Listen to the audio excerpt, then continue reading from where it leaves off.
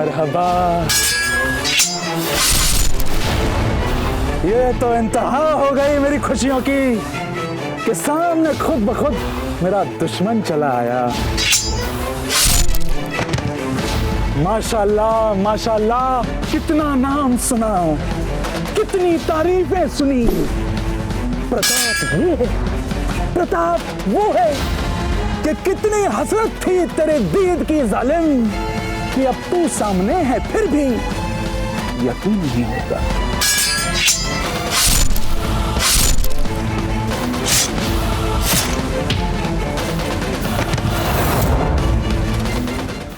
मुल्तान खान, अब तुम्हारे भागने का समय आ गया। तुम्हें भगा भगा कर हम तुम्हें ऐसी मौत देंगे कि तुम्हारे पूर्वजों की आत्मा तक कांप उठेगी। तुम्हें मार कर हम अपनी मातृभूमि का एक एक कण मुक्त करवाएंगे।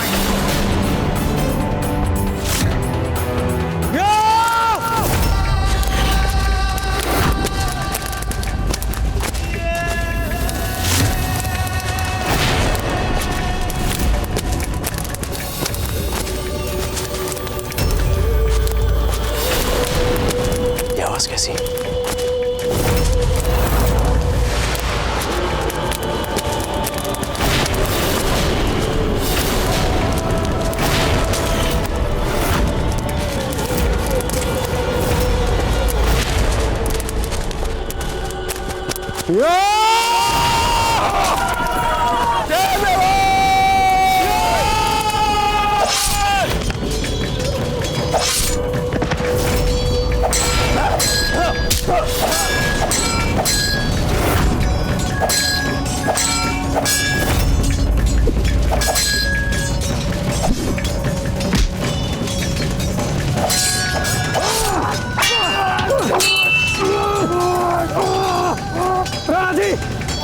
अब हम इनका सामना ज्यादा देर नहीं कर पाएंगे। हमारे सभी सैनिक इनके सामने खुलकर आ चुके हैं। हमारी व्यूह रचना सफल हो चुकी है।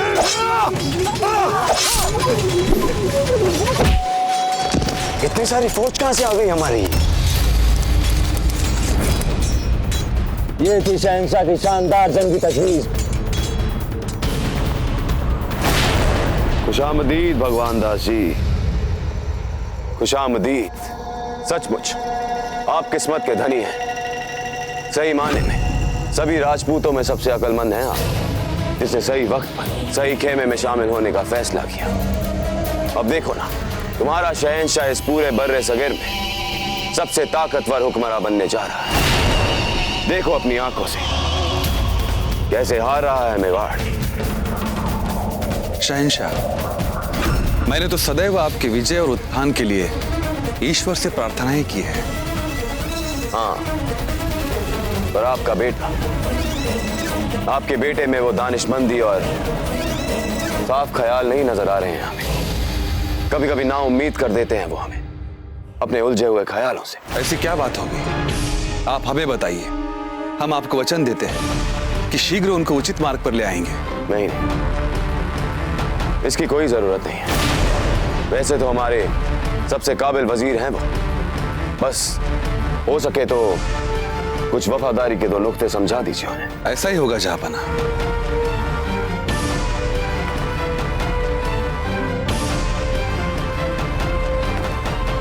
शहंशाह, निष्ठा की बात निकली है तो आपको एक बात बता दूं।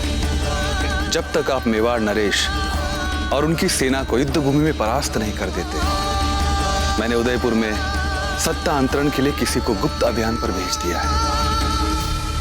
बहुत खूब। कौन दे रहा है इस मुहिम को सरअंजाम? वही जो प्रताप से मिले अपमान का बदला लेने के लिए सबसे अधिक आतुर था। चित्तौड़ का किलेदार आसिफ खान। बहुत खूब, बहुत खूब।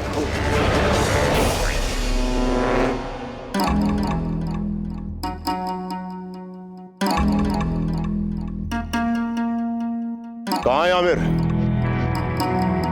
अभी तक आया नहीं वो यहाँ पर। सलाम वालेकुम हुजूर आला। वालेकुम अस्सलाम आसिफ। यही चूहे हैं वो? जी हुजूर, ये वही चूहे हैं, आफती ताउन वाले। जैसा आपने कहा, हमने दूर दराज के गांव में इन चूहों को छोड़ दिया।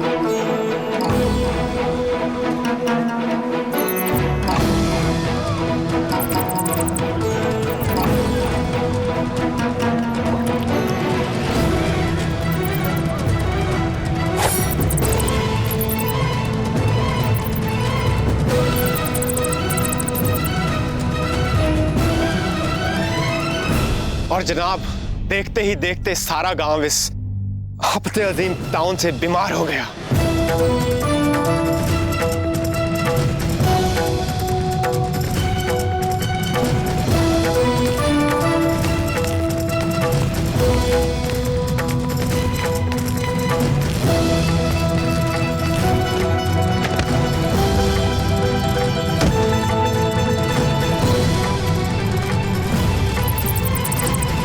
माशाअल्लाह मेरा, अब दुनिया की कोई भी ताकत हमें उदयपुर को सर करने से नहीं रोक पाएगी। अगर तुम्हारा यह तजुर्बा कामयाब हो गया तो इंशाअल्लाह मैं प्रताप के शाही तख्त पर बैठकर उसके आंखों में आंखें डालकर उससे कहूंगा, राणा प्रताप देख, जिस वक्त तू मुझे मारने के नए नए मंसूबे बना रहा था, मैंने तुझसे तेरा उदयपुर ही छीन लिया।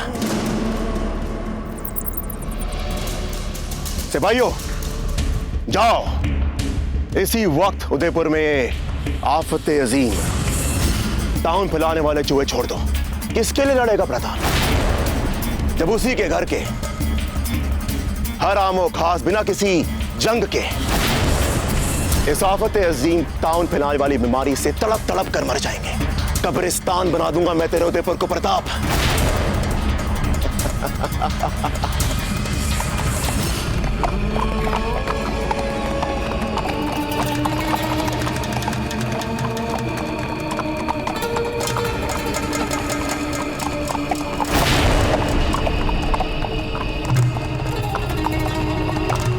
ये तो शहजादा अमर सिंह है, हुजूर से पकड़ लेते हैं।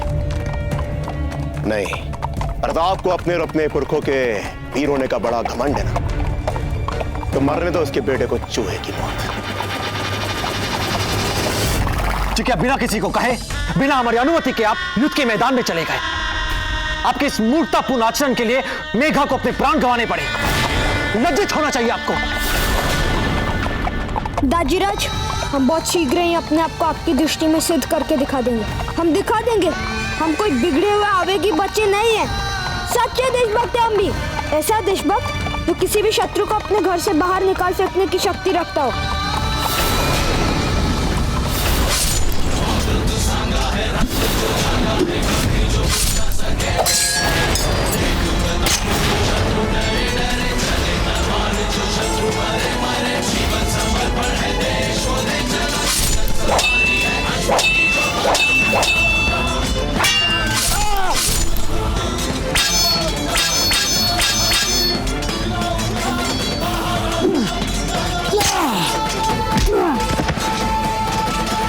सुल्तान खान, आज हमें तुम पर बहुत दया आ रही है।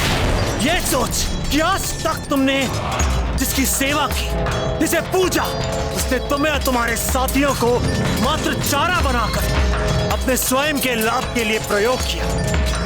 सुल्तान खान, बेमौत तुम और तुम्हारे 50,000 साथी आज मारे जाएंगे, किंतु हम तुम्हारे उस निष्ठुर और संवेदनहीन बादशाह की भांति हम अपने वीर योद्धाओं का बलिदान नहीं देंगे।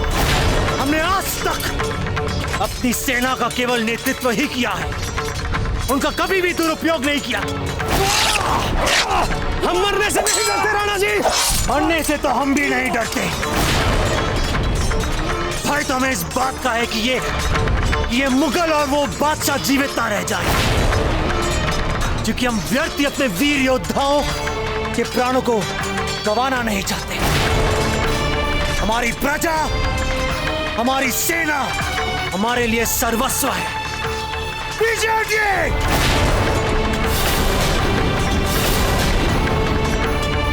पीछे हटो!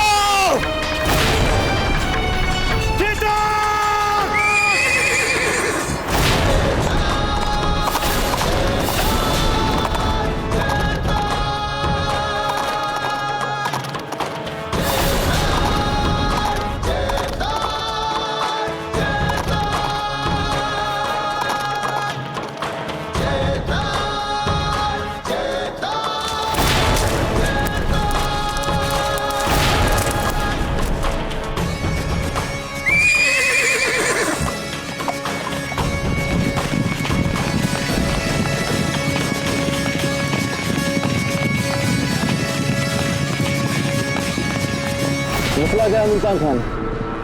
हुक्म दो अपने सिपाहियों को पीछा करने का। मुल्तान खान।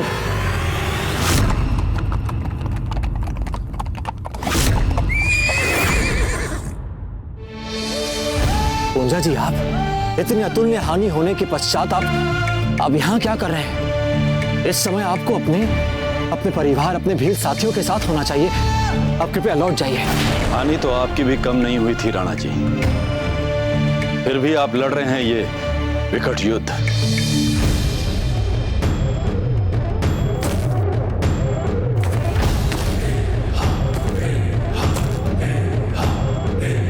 पूंजा जी, हम ये युद्ध अपने राज्य और अपनी प्रजा के लिए लड़ रहे हैं। हमारे पास और कोई दूसरा विकल्प भी तो नहीं बचा था। क्या करते हैं? और वैसे भी आपने आज तक हमारे लिए कई बलिदान दिए। हम आपके इस उपकार का ऋण कैसे चुकाएं? हमें नहीं लगता कि इस जन्म में या अगले किसी भी जन्म में हम इस ऋण को चुका पाएंगे। सदैव आपके ऋणी रहेंगे हम। हमारा आपसे विनम्र निवेदन है, कृपया अपने जंगलों में लौट जाइए। बस बहुत हुआ। ये कैसी बातें कर रहे हैं राणा जी आप? एक तरफ तो आप हमें अपना मित्र कहते हैं और दूसरी तरफ जब हम आपके संकट को अपना संकट कहते हैं तो आप उसे उपकार का नाम दे रहे हैं। मित्रों में उपकार कहाँ होता है राणा जी? हम तो सीधे साधे जंगलवासी हैं, जिसे एक बार अपना कह दें फिर उसका संकट भी हमारा और उनका दुख भी हमारा। मुल्तान खान, हुक्म दो अपने सिपाहियों को, वरना मजबूरन फौज की कमान हमें अपने हाथ में लेनी पड़ जाएगी। और अगर हम यहाँ थोड़ी देर और रुके मुल्तान खान, तो हमारे दुश्मन को फिर से तैयार होने का, हमारे खिलाफ नई नई तजवीज इख्तियार करने का फिर से वक्त मिल जाएगा। और इस वक्त हम अपने दुश्मन को किसी भी कीमत पर जरा सा वक्त भी नहीं दे सकते। बहलोल खान, हमें पहले क्यों नहीं बताया गया कि शहंशाह की जंगी तजवीज के तहत मेरे बहादुर सिपाहियों को इस तरह से बेमौत मरवाया जाएगा? ये कैसी जंग है जिसमें हम अपने लिए ही लड़ने वालों की परवाह ना करें? बहलोल खान, ये कैसी जंग है? ये वो जंग है मुल्तान खान जो दुनिया के सबसे ताकतवर दूरंदेश शहंशाह हिंद खुद अकबर आजम लड़ रहे हैं। और वैसे भी शहंशाह हिंद के ख्वाबों की तामीर में चंद हकीर जानों की कुर्बानी को मायने नहीं रखती मुल्तान खान। जब आप अपनी रानी शाह के शोक में तलवार उठाने को विवश हो गए तो हम मुंह मोड़कर जंगलों में चले जाएं। आप चाहते हैं हम इस समय आपका साथ छोड़ दें? ये कैसी मित्रता हुई राणा जी? फौज में इतने तजर्बेकार सिपह सलार होने के नाते इतनी छोटी सी बात तो तुम्हें पता होनी चाहिए मुल्तान खान। बहलोल खान, मैंने अपने एक एक सिपाही को तैयार किया इस जंग के लिए। उनकी रगों में जज्बा फूका था मैंने कुर्बानी का। उन्हें अपनी जान की बाजी लगाने के लिए आमादा किया था। हम तो वापस लौट रहे थे शिकस्ता हाल। उन्हें फिर से नए जोश के साथ दोबारा दुश्मनों पर हमला बोलने के लिए मनाया हमने। मेरे इन तमाम बहादुर जाबाज सिपाहियों को गाजर मूली की तरह कटवा दिया तुमने इन दुश्मनों के हाथों। ये ठीक नहीं हुआ। हम जीत चुके हैं जंग का पहला दौर और यही बात मायने रखती है। इसके अलावा हर बात बेमानी है। रही बात हमारे वीर भीलों की और हमारे पुत्र के बलिदान की, तो उन्होंने इस बात पर अपने प्राणों का बलिदान दे दिया कि राणा जी रानी शाह की अस्थियां विसर्जन करने गए हैं। उनके पीछे कोई शत्रु उनकी मातृभूमि की तरफ बुरी दृष्टि से देख कैसे सकता है? जब एक बार राणा जी ने, मेवाड़ के राणाओं ने हमें अपने गले लगा लिया तो आप ही बताइए राणा जी, हम आपके दुख से अलग कैसे हो सकते हैं? मेरे वीर भील और मेरे पुत्र के बलिदान को अर्थ तभी प्रदान हो सकता है जब हम आपके साथ कंधे से कंधा मिलाकर इन मुगलों के विरुद्ध लड़ें, उन्हें पाठ पढ़ाएं।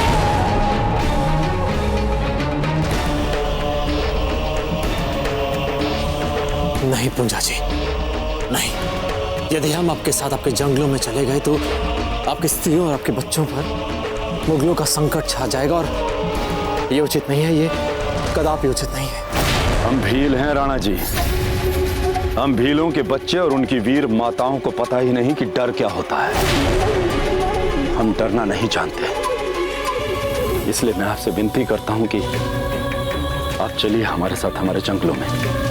हम वहां मुगलों के विरुद्ध तैयारी करके उन पर आक्रमण करेंगे। ये जंगल हमारा घर है राणा जी, हमारे घर आइए। सच में पूंजा जी, आप मित्रता के एक अद्भुत प्रतीक हैं।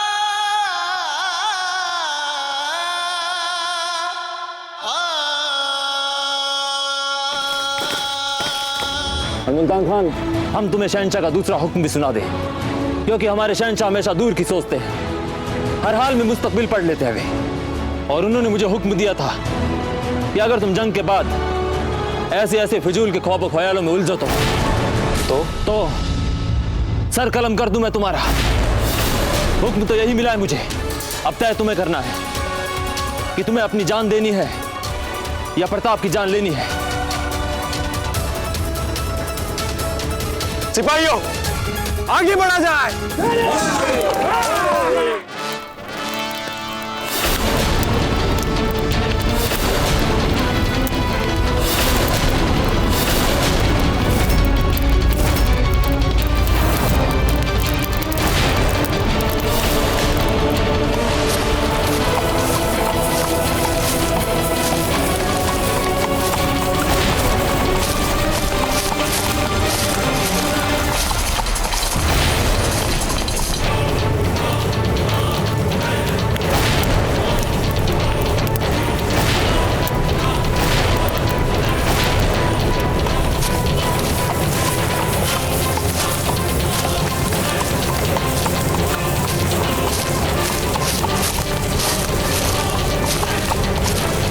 अग्नि बाण बरसाएं।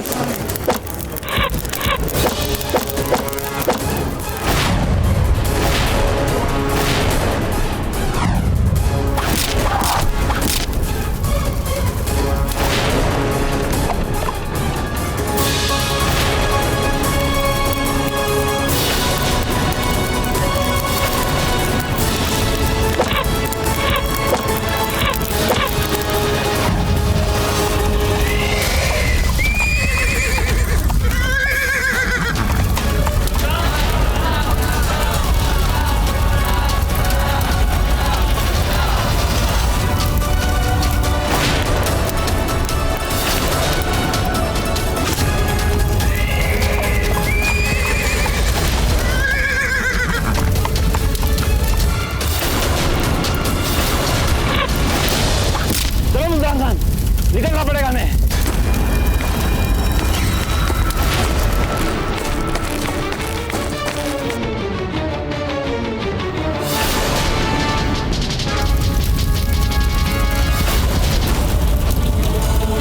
इन्हें जलाकर राख कर दीजिए। यहाँ हमें स्पष्ट पराजय दिख रही है। एक भी बिल्कुल सैनिक बचना नहीं चाहिए।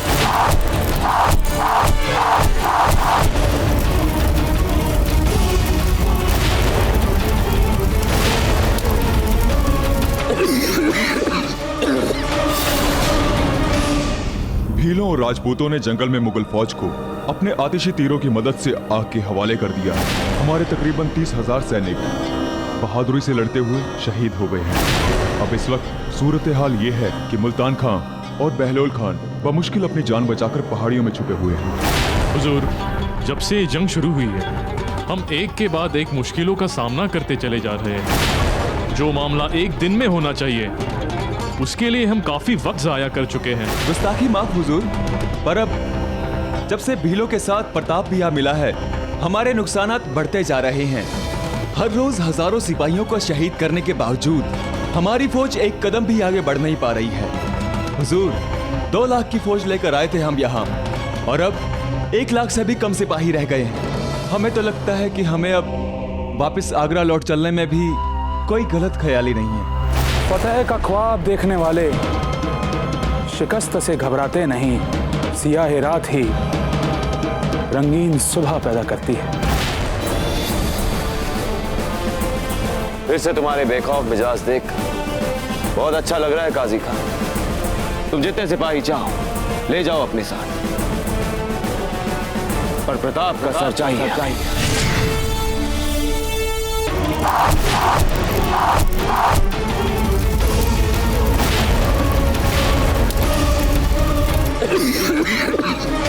राणा जी, यदि आप हमें आदेश दें तो आज हम आगे बढ़कर हमारा सारा भूभाग जो मुगलों ने हमसे छीन लिया था, हम उन्हें पीछे धकेल कर वापस ले लेंगे। उत्साह अच्छी बात है झाला जी, किंतु अधिक उत्साह ठीक नहीं, क्योंकि अधिक उत्साह में व्यक्ति कभी ठोस सत्य को कभी देख नहीं पाता, और सत्य केवल यह है कि हम संख्या में मुट्ठी भर है और वहां मुगलों का जमावड़ा शस्त्रों की संख्या में हमारे सामने खड़ा हो सकता है, और ऐसी स्थिति में हमें ठोस सत्य कभी भूलना नहीं चाहिए।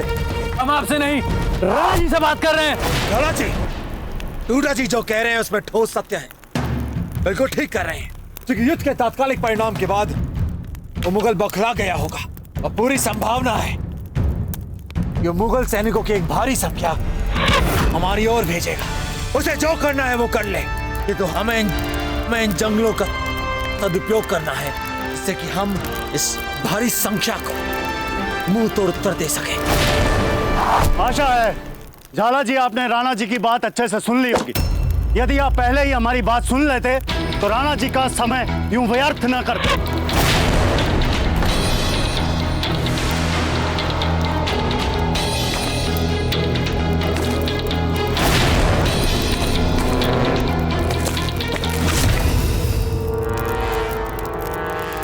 धन्यवाद भीम सिंह जी। जोश बहुत है हमारे साथियों में राणा जी, जब देखे युद्ध के लिए तैयार हो जाते हैं। ये तो अच्छी बात है भीम सिंह जी, इनके उत्साह और इनके जोश को आप संभालते रहिएगा बीच बीच में।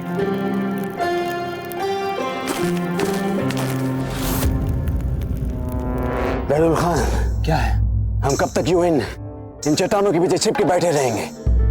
कब आएगी हमारी मदद के लिए फौजी खुमुख? आएगी मुल्तान खान, आएगी। उसके दरबार में देर है, अंधेर नहीं।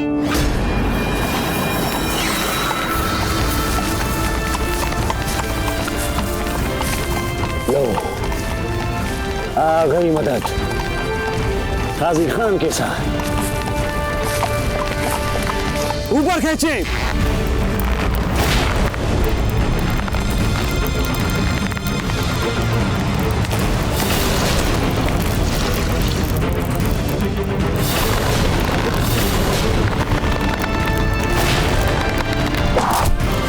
यार रस्सी बांधो।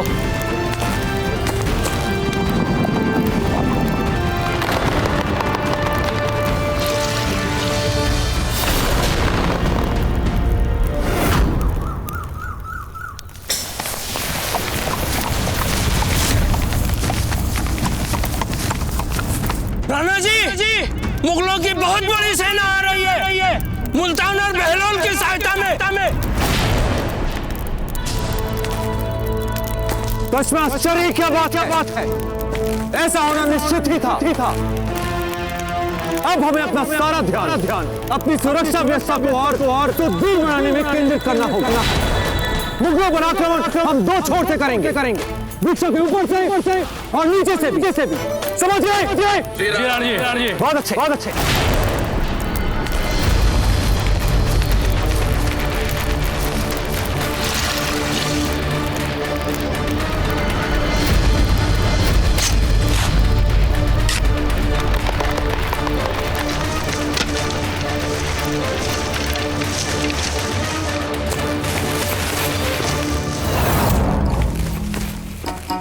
अस्सलामुअलैकुम काजी खान। अस्सलाम वालेकुम। क्या बताएं काजी खान आपको, हमने सोचा भी नहीं था कि ये लोग पेड़ों की ऊंचाई से हमला करेंगे हमारे ऊपर, और यही किया इन्होंने। हमारी पूरी फौज को जलाकर खाक कर डाला। वे लोग तीरों पर ना जाने कौन सी जलाने वाली चीज बांध के फेंक रहे थे हमारे ऊपर। जैसे वो तीर हमारे ऊपर गिरते हमारे चारों तरफ आग ही आग लग जाती। बड़ा ही खौफनाक मंजर दरपेश किया हम मक्का ने। बहरुल खान, हमें लगता है कि वो जो जलाने वाली चीज थी उनके पास यकीनन खत्म होगी, वरना वो हमें क्यों जिंदा छोड़ दे? बोल चुके। हम लोग उन पे दो तरीकों से हमला करेंगे। हमारी फौज का पहला दस्ता उनके पेड़ों के उन शाखों पे हमला बोलेगा जहां पे छुपकर उन्होंने आप पर आतिशी कहर बसाया था, ताकि वो जहां कहीं भी छुपे हों वहीं पे हलाक हो जाएं। और हमारी फौज की दूसरी टुकड़ी जमीनी रास्ता साफ करते हुए जंगल में जाएगी, गहरे तक, उन मेवाड़ी चूहों और भीलों को सफाया करने के लिए। उम्मीद करते हैं कि इस बार प्रताप ने कुछ ना कुछ नया जरूर सोचा होगा हमारे लिए, क्योंकि अगर इस बार उसने हमें ये इज्जत ना बख्शी, खुदा कसम खफा हो जाएंगे हम उस पर।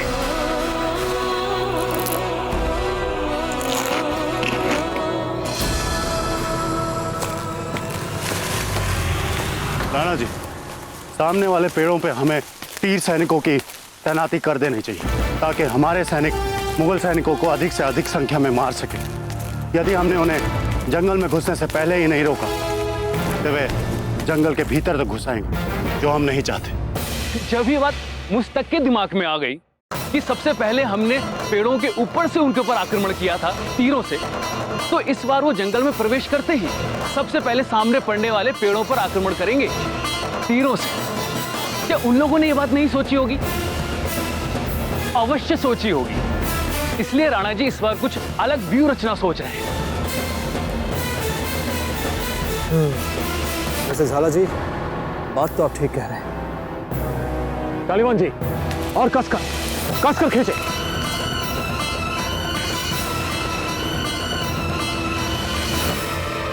झाला जी, थोड़ा यहाँ आकर जाल बांधने में सहायता कीजिए हमारी।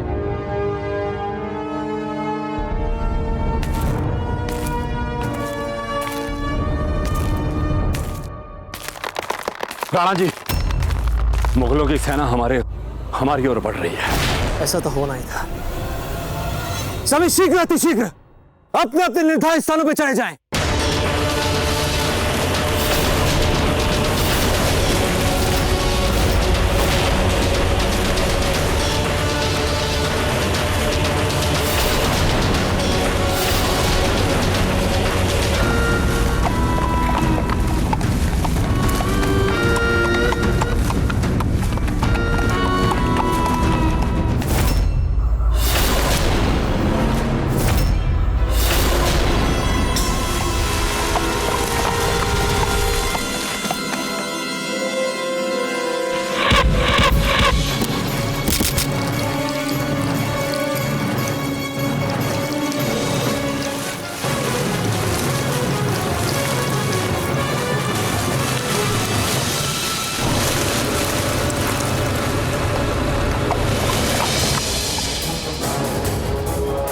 ये कैसा मजाक हुआ? ये क्या चिपचिपा सा गिरा दिया है हम पर? अरे मियाँ, ये तो जंगली शहद है। शहद पे ध्यान नहीं देगा कोई सिपाही। आगे बढ़ते चलो। जी हुजूर।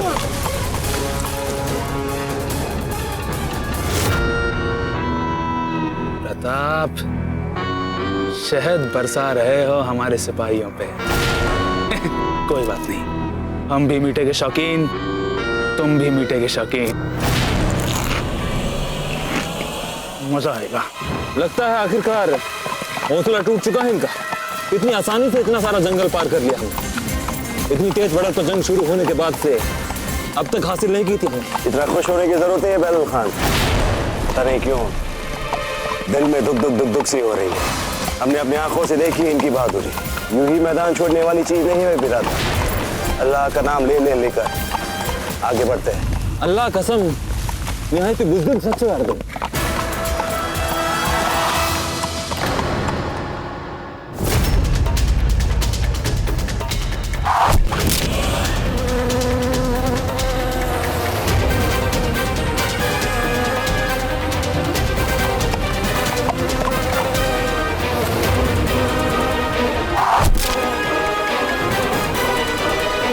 या खुदा, ये तो मधुमक्खियां आ रही है हम पे हमला करने।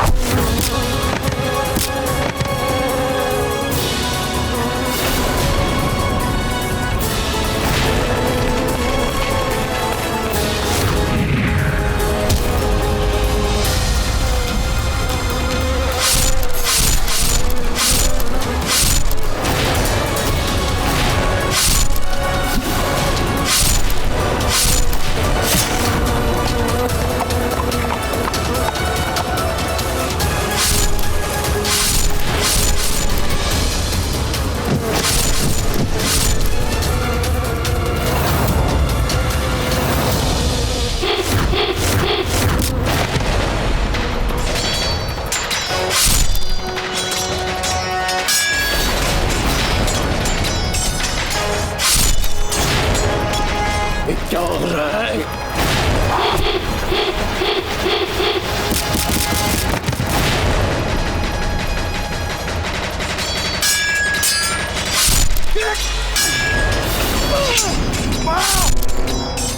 लो जी, उतार दिया तुम्हारा एहसान। ठीक है, युद्ध पे ध्यान दीजिए।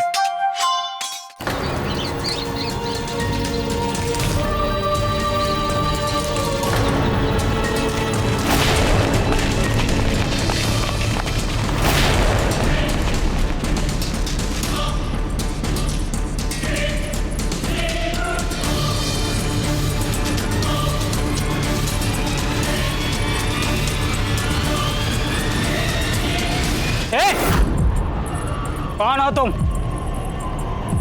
और महारानी अजब देख शोक का काला वस्त्र कहाँ है?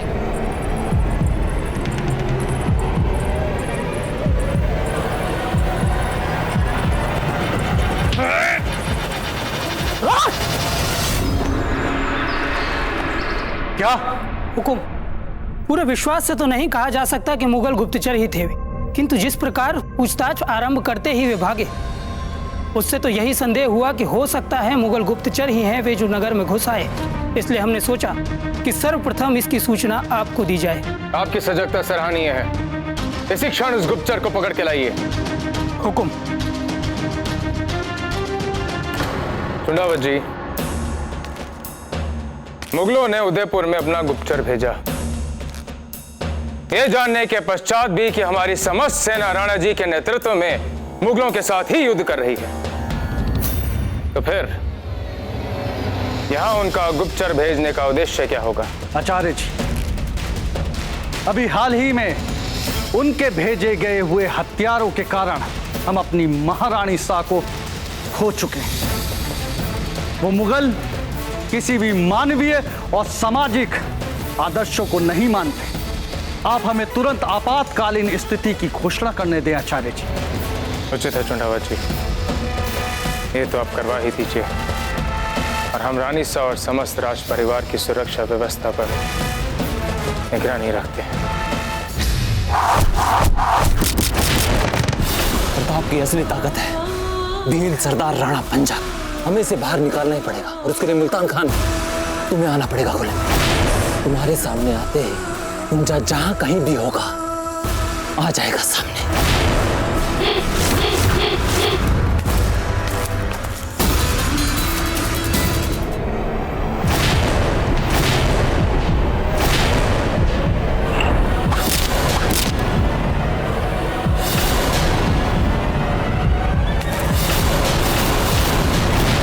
मुल्तान खान जैसा एक वरिष्ठ सेनापति जो इस प्रकार हमारे सामने कैसे आ गया?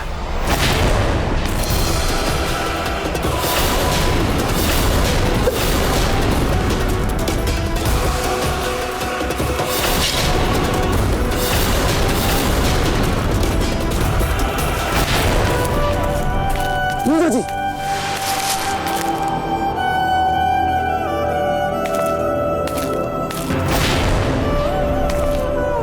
आओ, पूजा भी लाओ। कसम खुदा की, तुम्हें मारने में भी उतना ही मजा आएगा जितना कि तुम्हारे बेटे को मारने में।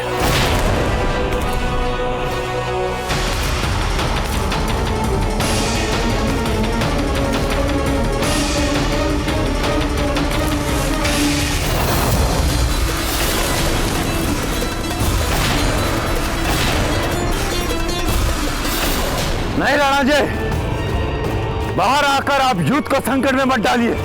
मेरे बेटे के हत्यारे इन मुगलों के लिए मैं अकेला ही बहुत हूं।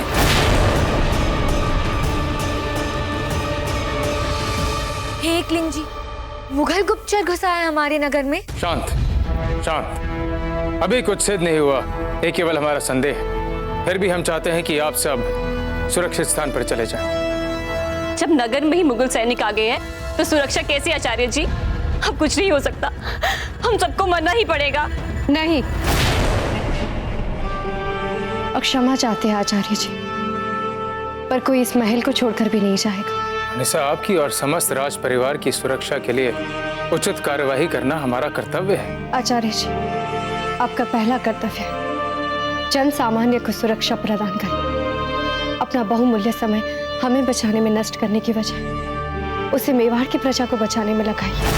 राज परिवार के सदस्य होने के नाते जिस उद्देश्य के लिए राणा जी और हमारे वीर सैनिक वीरता से मुगलों के सामने लड़ रहे हैं, उसी उद्देश्य के लिए हम भी अपनी क्षमता के अनुसार अपना हाथ बटाएंगे। राणा जी और हमारे वीर सैनिक युद्ध भूमि में इसीलिए लड़ रहे हैं ना, ताकि उदयपुर मुगलों के हाथ ना लगे। तो उसी उद्देश्य के लिए हम भी अपनी प्रजा को बचाने का प्रयास कर अपना कर्तव्य निभाएंगे। चांद, मार, क्या आप हमारा साथ देंगे?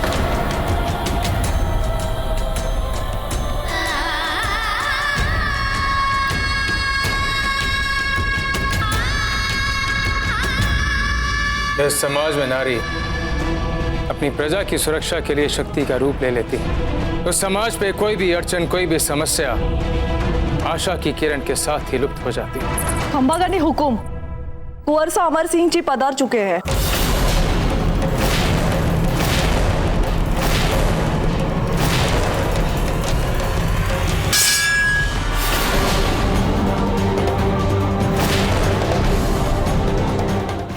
हर महादेव!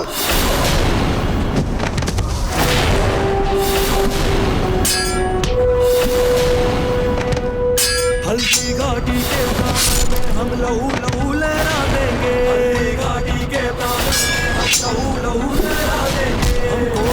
हम गोल भील हम रक्त ध्वजा फहरा देंगे। हम गोल भील हम रक्त ध्वजा फहरा देंगे। बहुत अच्छे पूजा जी।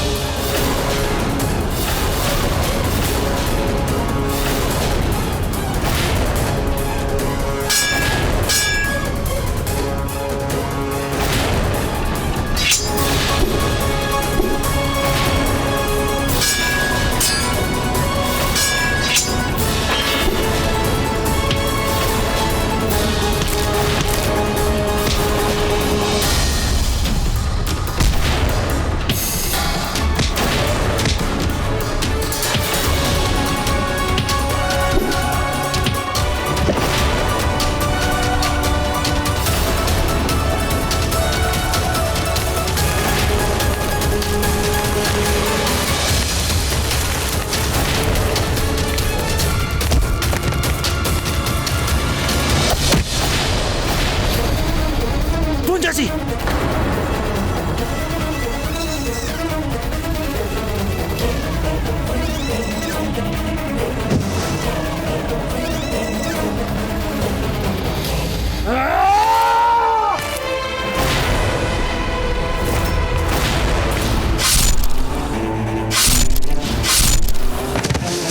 मरहबा मरहबा।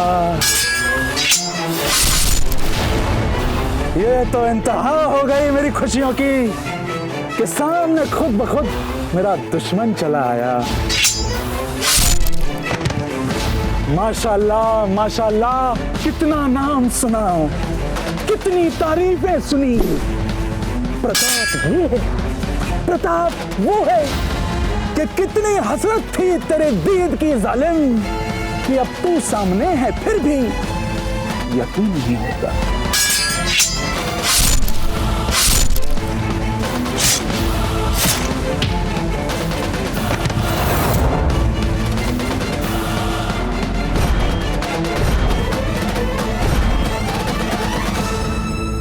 मेवाड़ के वीर महाराणा प्रताप के जीवन को करीब से जानने के लिए चैनल को सब्सक्राइब करें और बेल आइकॉन दबाना न भूलें।